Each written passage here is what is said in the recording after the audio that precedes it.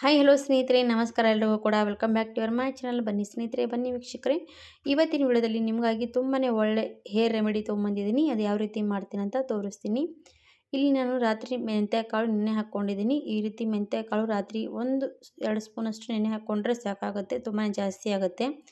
ಇವಾಗ ನೋಡಿ, ನಾನು 2 ಸ್ಪೂನಷ್ಟು ಮೆಂತ್ಯಕಾಳು ರಾತ್ರಿ ನೆನೆ ಹಾಕ್ಕೊಂಡಿದ್ದೀನಿ. ಇವಾಗ ಬೆಳಗ್ಗೆ ಅವ್ರದ್ದು ಚೆನ್ನಾಗಿ ನೆಂದಿರೋದು ಈ ಥರ ಮೆತ್ತಗೆ ನೆಂದಿರಬೇಕು.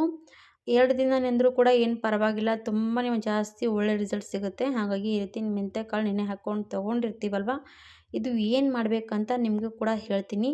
ಈ ಥರ ನೀವೇನಾದರೂ ಟ್ರೈ ಮಾಡಿಬಿಟ್ರೆ ಸ್ನೇಹಿತರೆ, ನಿಮ್ಮ ಕೂದಲು ನೋಡಿದ್ರೆ ಇಷ್ಟು ದಟ್ಟವಾಗಿ ಮತ್ತು ಎಷ್ಟು ಉದ್ದವಾಗಿ ಬೆಳೆಯುತ್ತೆ ಅಂತ ನೋಡಿದರೆ ನೀವು ಕೂಡ ಆಶ್ಚರ್ಯ ಪಡ್ತೀರಾ.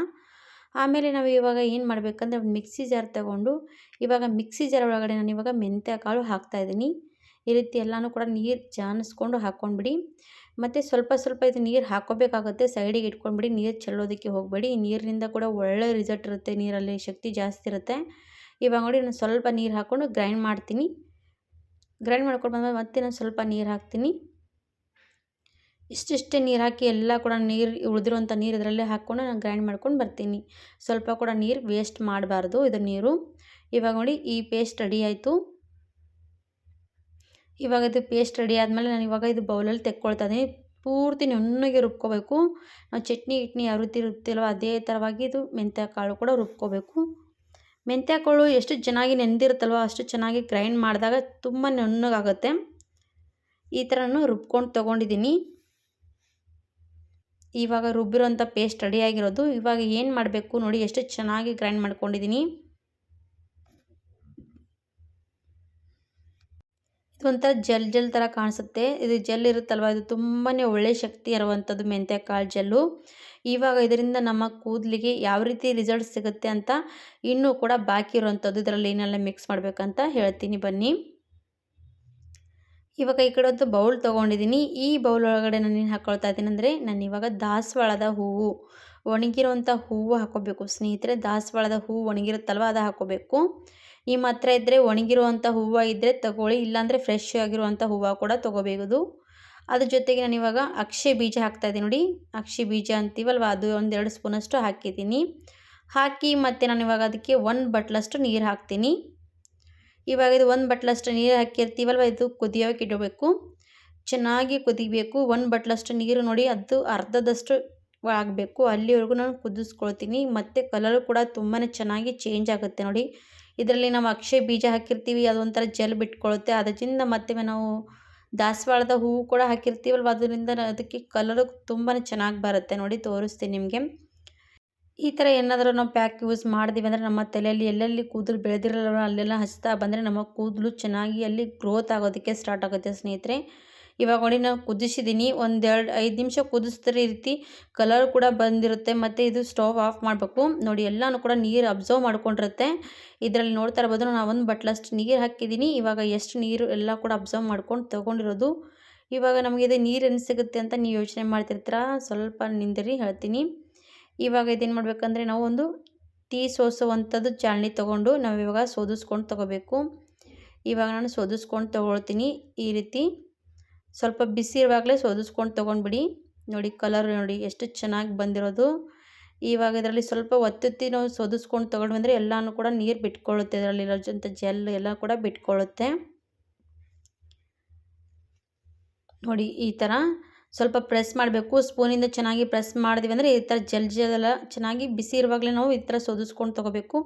ಆಮೇಲೆ ಏನಾದರೂ ನೀವು ಸೋದಿಸ್ಕೊಳ್ಳೋದಕ್ಕೆ ಹೋದರೆ ಬರೋದಿಲ್ಲ, ಯಾಕಂದರೆ ಇದರಲ್ಲಿ ನಾವು ಅಕ್ಷೆ ಬೀಜ ಹಾಕಿರ್ತೀವಿ, ಅದು ಜೆಲ್ ಏನಾಗುತ್ತೆ ಗಟ್ಟಿ ಆಗಿಬಿಡುತ್ತೆ. ಹಾಗಾಗಿ ಇವಾಗ ನೋಡಿ, ನಾನು ಎಷ್ಟು ಚೆನ್ನಾಗಿ ಸೋದಿಸ್ಕೊಂಡು ತೊಗೊಂಡೆ. ಕಲರ್ ನೋಡಿದ್ರೆ ಎಷ್ಟು ಚೆನ್ನಾಗಿ ಬಂದಿರೋ ಅಂತ ಗೊತ್ತಾಗ್ತಾ ಇರ್ಬೋದು.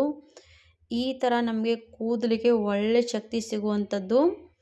ಇವಾಗ ನೋಡಿ, ಇದು ನಾನು ಇದರೆಲ್ಲ ಕೂಡ ಸೋದಿಸ್ಕೊಂಡು ತೊಗೊಂಡು ಇದರಲ್ಲಿ ಮಿಕ್ಸ್ ಮಾಡ್ಕೊಂಡು ತಗೊಳ್ಳೋಣ.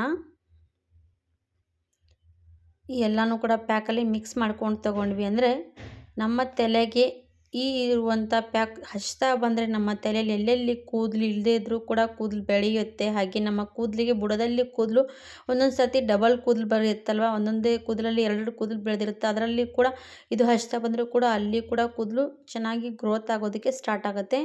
ಇವಾಗ ನೋಡಿ ಇವ್ರ ಕೂದಲು ತುಂಬಾ ಚೆನ್ನಾಗಿ ಇಲ್ಲ ಬಿರುಸಾಗಿರುವಂಥದ್ದು, ಹಾಗೆ ಕೂದಲು ನೋಡಿ ಅಲ್ಲೆಲ್ಲೋ ಇಲ್ಲೆಲ್ಲೋ ಸ್ವಲ್ಪ ಕೂದಲು ಹೊಂಟೋಗಿರೋದು. ಹಾಗಾಗಿ ನಾನು ಇವಾಗ ಇದು ತಲೆಗೆ ಪ್ಯಾಕ್ ಹಚ್ತಾ ಬರ್ತೀನಿ. ಈ ಥರ ಹಚ್ತಾ ಬಂದರೆ ಕೂದಲು ಚೆನ್ನಾಗಿ ಬೆಳವಣಿಗೆ ಆಗೋದಕ್ಕೆ ಸ್ಟಾರ್ಟ್ ಆಗುತ್ತೆ.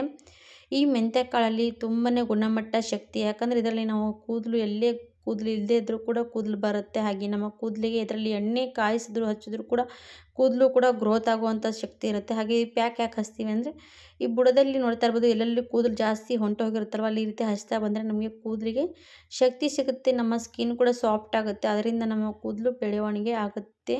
ಹಾಗಾಗಿ ನೀವು ಕೂಡ ಈ ರೀತಿ ಹಚ್ತಾ ಬರ್ಬೋದು. ನಮ್ಮ ಕೂದಲು ತುಂಬಾ ಜಾಸ್ತಿ ಬಿರುಸಾಗಿದೆ, ಕೂದಲಿಗೆ ಏನು ಹಚ್ಚಬೇಕಂತ ಯೋಚನೆ ಮಾಡ್ತಿರ್ತೀವಲ್ಲ, ಈ ರೀತಿ ಪ್ಯಾಕ್ ಹಚ್ಕೋಬೋದು. ಹಚ್ಕೊಂಡು 1-2 ಗಂಟೆಗಳ ಕಾಲ ಬಿಟ್ಕೊಂಡು ನೀವು ವಾಶ್ ಮಾಡ್ಕೋಬೋದು. ಖಂಡಿತವಾಗಿ ಈ ಥರ ನೀವು ಪ್ಯಾಕ್ ರೆಡಿ ಮಾಡಿ ಹಚ್ಕೊಂಡು ಬಿಡಿ ಸ್ನೇಹಿತರೆ, ನಿಮ್ಮ ಕೂದಲು ತುಂಬಾ ಚೆನ್ನಾಗಿ ಬೆಳವಣಿಗೆ ಆಗುತ್ತೆ. ಜೆಂಟ್ಸ್ ಆಗಲಿ ಲೇಡೀಸ್ ಆಗಲಿ ಯಾರಾದರೂ ಕೂಡ ಹಚ್ಕೋಬೋದು.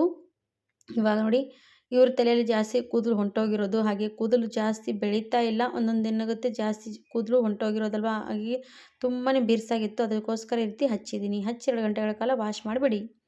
ಆಮೇಲೆ ಮತ್ತೊಂದು ಸೆಕೆಂಡ್ ಏನಪ್ಪ ಅಂತಂದರೆ ಸೆಕೆಂಡ್ ಹೇರ್ ರೆಮಿಡಿನೇ ಇದು ಕೂಡ. ಇವಾಗ ನಾನು ನೋಡ್ತಾ ಇರ್ಬೋದು ಹೀನಾ ಮೆಹಂದಿ ಪುಡಿ ತೊಗೊಂಡಿದ್ದೀನಿ. 1-2 ಸ್ಪೂನಷ್ಟು ಹೀನಾ ಮೆಹಂದಿ ಪುಡಿ ತೊಗೋಬೇಕು. ಹೀನಾ ಮೆಹಂದಿ ಪುಡಿ ತೊಗೊಂಡ್ಮೇಲೆ ಅದ್ರ ಜೊತೆಗೆ ನಾನು ಅವಲಾ ಮೆಹಂದಿ ಪುಡಿ ಕೂಡ ತೊಗೋತೀನಿ. ನೆಲ್ಲಿಕಾಯಿ ಮೆಹಂದಿ ಪುಡಿ ಅಂತೀವಲ್ಲ ಅದು ಕೂಡ ಸೇಮ್ 2 ಸ್ಪೂನಷ್ಟು ತೊಗೊಂಡ್ಬಿಡಿ. ಇವೆರಡೂ ಕೂಡ ಕರೆಕ್ಟಾಗಿ ಒಂದೇ ಮೆಜರ್ಮೆಂಟಲ್ಲಿ ತೊಗೋಬೇಕಾಗತ್ತೆ. ಇದರಿಂದ ನಮ್ಗೆ ಏನು ಸಿಗುತ್ತೆ ರಿಸಲ್ಟ್ ಅಂದರೆ, ನಮ್ಮ ಕೂದಲು ಇವಾಗ ನೋಡಿ ನಾವು ಪ್ಯಾಕ್ ಹಚ್ಚಿತೀವಿ, ಪ್ಯಾಕ್ ಹಚ್ಕೊಂಡ್ಮೇಲೆ ಇವಾಗ ನಾವು ವಾಶ್ ಮಾಡ್ಕೊಳ್ತೀವಿ. ವಾಶ್ ಮಾಡ್ಕೊಂಡ್ಮೇಲೆ ನಮ್ಮ ಕೂದಲು ಬೆಳವಣಿಗೆಗೆ ಏನು ಹಚ್ಬೇಕಂದ್ರೆ ಈ ರೀತಿ ನ್ಯಾಚುರಲ್ ಆಗಿರುವಂಥ ಆಯಿಲ್ ಹಚ್ಚಬೇಕಾಗತ್ತೆ. ಅದು ಈ ರೀತಿ ಮಾಡ್ಕೊಂಡು ಹಚ್ತಾ ಬಂದರೆ ನಮ್ಮ ಕೂದಲಿಗೆ ಬೆಳವಣಿಗೆ ಜಾಸ್ತಿ ಆಗುತ್ತೆ. ಹಾಗೆ ನಾನಿಲ್ಲಿ 1 ಸ್ಪೂನಷ್ಟು ಬಿಂಗ್ರಾಜ್ ಪುಡಿ ತೊಗೊಂಡಿದ್ದೀನಿ, ಬಿಂಗ್ರಾಜ್ ಮೆಹಂದಿ ಪುಡಿ ತೊಗೊಂಡಿದ್ದೀನಿ 1 ಸ್ಪೂನಷ್ಟು. ಇವೆರಡೂ ಕೂಡ ನೋಡಿ ಎರಡೂ ಕೂಡ ಸಮ ಪ್ರಮಾಣದಲ್ಲಿ ತೊಗೋಬೇಕಾಗತ್ತೆ. ಇವಾಗ ಈ 3 ಕೂಡ ತೊಗೊಂಡಾಯಿತು. ಈ 3ಗೆ ಮತ್ತೇನು ಹಾಕಬೇಕು, ಯಾವ ರೀತಿ ಮಿಕ್ಸ್ ಮಾಡ್ಕೊಂಡು ಹಚ್ಕೋಬೋದು ಅಂತ ನೀವು ಯೋಚನೆ ಮಾಡ್ತಿರ್ತೀರ, ಅದು ಕೂಡ ಹೇಳ್ತೀನಿ ನೋಡಿ. ಇವಾಗ ಇದು 3 ಕೂಡ ತೊಗೊಂಡಿದ್ದೀವಿ. ನಿಮ್ಮ ಹತ್ರ ಖಂಡಿತವಾಗಿ 3 ಇದ್ದರೆ 3 ತೊಗೊಳ್ಳಿ. ಇದರಲ್ಲಿ ಯಾವುದಾದ್ರು ಒಂದು ಕಡಿಮೆ ಇದ್ದರೂ ಕೂಡ ಪರವಾಗಿಲ್ಲ, ನಡೆಯುತ್ತೆ. ಇವಾಗ ಸ್ನೇಹಿತರೆ ಈ 3 ಕೂಡ ತೊಗೊಂಡು ನಾವು ಇವಾಗ ಏನು ಮಾಡಬೇಕಂದ್ರೆ ಸ್ವಲ್ಪ ಮಿಕ್ಸ್ ಮಾಡ್ಕೊಂಡು ತೊಗೊಳ್ಳೋಣ. ಈ ಥರ ಮಿಕ್ಸ್ ಮಾಡ್ಕೊಂಡು ಸೈಡಿಗೆ ಇಟ್ಕೊಳ್ತೀನಿ. ಆಮೇಲೆ ಸಣ್ಣ ಬೌಲ್ ತೊಗೊಂಡಿದ್ದೆ, ಅದರಲ್ಲಿ ನಾನು ಇವಾಗ ಕೊಬ್ಬರಿ ಎಣ್ಣೆ ಹಾಕ್ತಾಯಿದ್ದೀನಿ. ಕೊಬ್ಬರಿ ಎಣ್ಣೆ ನೋಡಿ ಇವಾಗ ಒಂದು 3 ಸ್ಪೂನಷ್ಟು ಕೊಬ್ಬರಿ ಎಣ್ಣೆ ತೊಗೊಂಡು ಸ್ವಲ್ಪ ಬಿಸಿ ಮಾಡ್ಕೊಂಡು ತೊಗೊಳ್ತೀನಿ.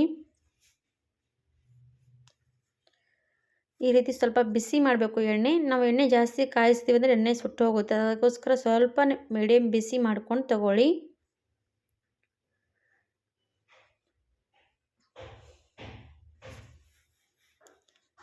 ಇವಾಗ ಇದು ಮೀಡಿಯಮ್ ಉರಿಯಲ್ಲಿ, ಬಿಸಿ ಅಂದರೆ ಸ್ವಲ್ಪ ಮೀಡಿಯಮ್ ಬಿಸಿ ಆಗಬೇಕು. ಬಿಸಿ ಆದ ಎಣ್ಣೆ ಅದರಲ್ಲಿ ಹಾಕ್ಕೊಂಡು ತೊಗೊಳ್ಳೋಣ. ಇವಾಗ ನೋಡಿ ಇದರಲ್ಲಿ ಹಾಕ್ಕೊಂಡಿದ್ವಿ ಅಂದರೆ ಎಷ್ಟು ಚೆನ್ನಾಗಿ ಕಲರ್ ಬರ್ತಾರೋ ಅಂತ ಕಾಣಿಸ್ತಾ ಇರ್ಬೋದು. ಈ ಥರ ಎಣ್ಣೆಯಲ್ಲಿ ಮಿಕ್ಸ್ ಮಾಡಿಕೊಂಡು ತೊಗೊಂಡು ನಾವು ಇವಾಗ ಇದು ಎಣ್ಣೆ ಮಾತ್ರ ತಲೆಗೆ ಹಚ್ತಾ ಬಂದರೆ ನಮ್ಮ ಕೂದಲು ಚೆನ್ನಾಗಿ ಗ್ರೋತ್ ಆಗುತ್ತೆ, ನಮ್ಮ ಕೂದಲು ಕಪ್ಪಾಗುತ್ತೆ ಸ್ನೇಹಿತರೆ. ಖಂಡಿತವಾಗಿ ಈ ಥರ ಎಣ್ಣೆ ನೀವು ಯೂಸ್ ಮಾಡ್ಬೋದು. ನಿಮಗಿದು ಮೆಹಂದಿ ಥರ ನಮಗೆ ಕೈಯಲ್ಲಿ ಬರ್ತಾಯಿದ್ರೆ ನೀವೇನು ಮಾಡಬೇಕು, ಬಟ್ಟೆಯಲ್ಲಿ ಸೋದಿಸ್ಕೊಂಡು ತೊಗೋಬೋದು, ಬಟ್ಟೆಯಲ್ಲಿ ಕೂಡ. ಇಲ್ಲಾಂದರೆ ಇದು ರಾತ್ರಿ ಹೊತ್ತಿಗೆ ಈ ರೀತಿ ತಲೆಗೆ ಹಚ್ಕೊಂಡು ನೀವು ಬೆಳಗ್ಗೆ ನಾರ್ಮಲಿ ವಾಶ್ ಮಾಡಿಕೊಂಡ್ರೂ ಪರವಾಗಿಲ್ಲ, ನಡೆಯುತ್ತೆ. ರಾತ್ರಿ ಹೊತ್ತಿಗೂ ಕೂಡ ಹಚ್ಕೋಬೋದು. ಈ ಥರ ನೀವೇನಾದರೂ ಟ್ರೈ ಮಾಡ್ತಾ ಬಂದರೆ ಒಂದೇ ವಾರದಲ್ಲಿ ನಿಮ್ಮ ಕೂದಲು 100% ಬೆಳೆಯೋದಕ್ಕೆ ಸ್ಟಾರ್ಟ್ ಆಗುತ್ತೆ ಸ್ನೇಹಿತರೆ. ಖಂಡಿತವಾಗಿ ಟ್ರೈ ಮಾಡಿ ನೋಡಿ. ಇವತ್ತಿನ ವಿಡಿಯೋ ನಿಮಗೂ ಕೂಡ ಯೂಸ್ಫುಲ್ ಅನಿಸಿದ್ರೆ, ನಿಮಗೂ ಕೂಡ ಇಷ್ಟ ಆದರೆ ನನ್ನ ವಿಡಿಯೋಗೂ ಕೂಡ ಲೈಕ್ ಕೊಡಿ, ಸಬ್ಸ್ಕ್ರೈಬ್ ಮಾಡಿ, ಶೇರ್ ಮಾಡಿ. ಈ ವಿಡಿಯೋ ನಾನು ಇಲ್ಲಿಗೆ ಮುಗಿಸ್ತೀನಿ ಸ್ನೇಹಿತರೆ. ಧನ್ಯವಾದ.